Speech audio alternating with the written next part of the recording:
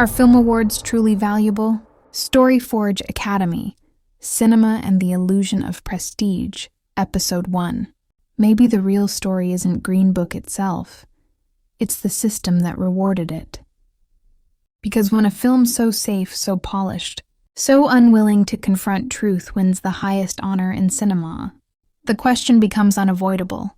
What are we really celebrating? Let's go behind the red carpet.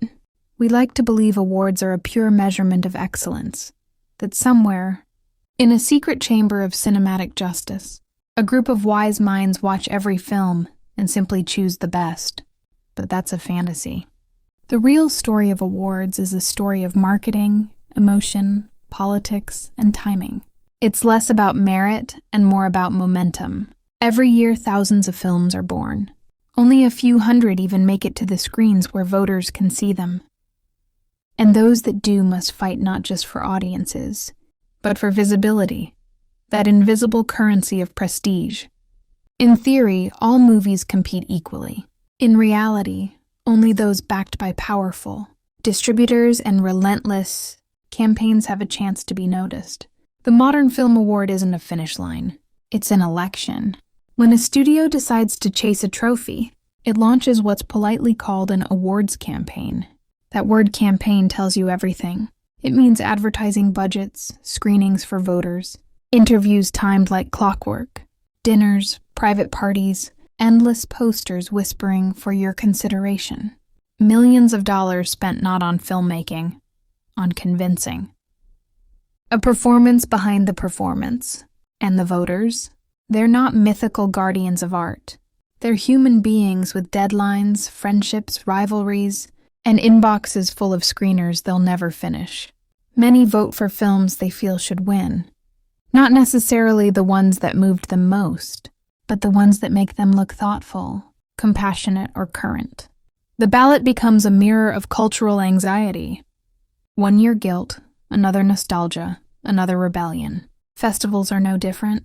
Cannes, Venice, Berlin, they each have their own identity, their own politics. A festival's reputation depends on the story it tells about itself. Some years it wants to be radical. Other years, respectable. So it picks films that perform that identity. A scandal here, a masterpiece there. A safe winner to balance the storm. Art, ideology, and branding dance together under the same spotlight. Even the word jury is misleading. It sounds judicial, objective. But juries are small, often 10 people at most. And they watch dozens of films in a matter of days. By the end, exhaustion shapes taste as much as insight does. A film that offers catharsis, a little hope after all that darkness, suddenly feels like mercy. And mercy often wins. Then there's the economy of prestige. Every award is also an advertisement.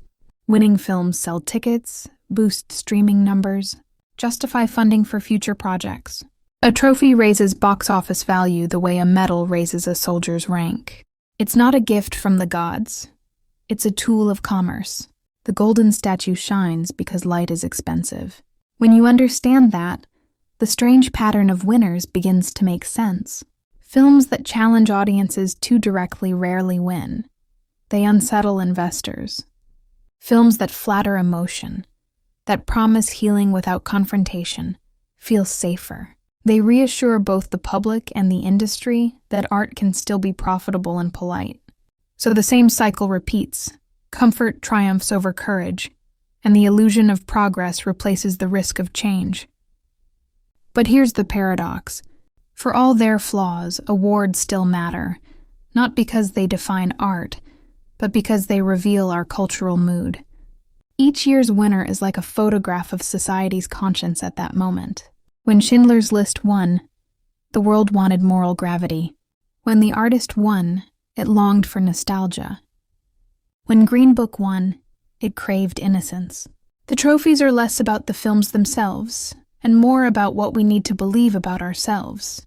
So maybe awards are valuable, not as judgments of quality, but as diagnoses of culture.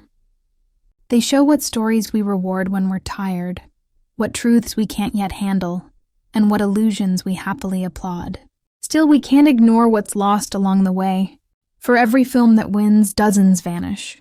Smaller, stranger works without campaign money or famous names. They might be the real innovations, the quiet revolutions that push cinema forward. But they rarely fit the narrative of triumph that ceremonies need. Because a ceremony isn't designed for discovery, it's designed for closure. It tells the audience, the competition is over, the best has been chosen, you may now stop thinking. And that's the danger. When art becomes sport, curiosity dies. Of course, not every award is cynical. Sometimes the stars align. A bold film breaks through. An unexpected voice is heard. Moments like Parasite's victory remind us that the system can surprise itself. But even then, the surprise quickly becomes brand identity. Proof that, see, we're not biased after all.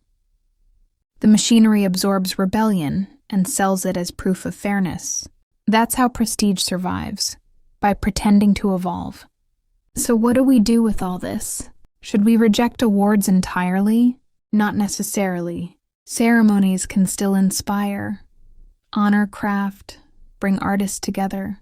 But we must stop mistaking the applause for the truth. A trophy can't measure honesty or vision or soul. It measures only how deeply a story fit the mood of its moment. Art's real worth isn't decided in ballrooms or broadcast ratings. It's decided quietly, over years, when audiences return to a film not because it won, but because it stayed alive inside them. In the end, maybe film awards are valuable, just not in the way we think. Their value is accidental, almost ironic. They remind us how easily art can become performance, and how hungry we are for validation. They are both symptom and mirror, proof that we still crave permission to feel, and proof that cinema at its core doesn't need permission at all. Because cinema, like truth, doesn't wait for approval. It only asks to be seen. And the films that truly matter will always outlive the trophies built to contain them.